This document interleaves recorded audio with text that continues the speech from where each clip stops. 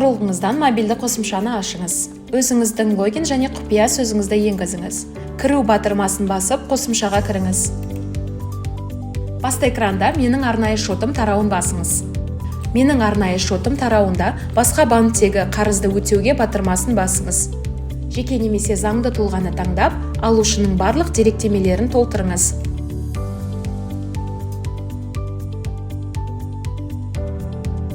Аударым сомасын енгізіңіз. Хабарландыру және талаптармен танысу жөнінде құсбелгіні қойыңыз. Аудару батырмасын басыңыз.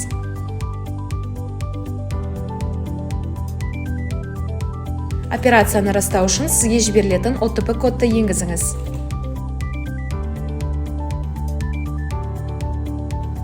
Құттықтаймын, тұрғын үй төлемдерін арнайы шоттан басқа банктегі қарызды өтеу үшін аудару сәтті аяқталды.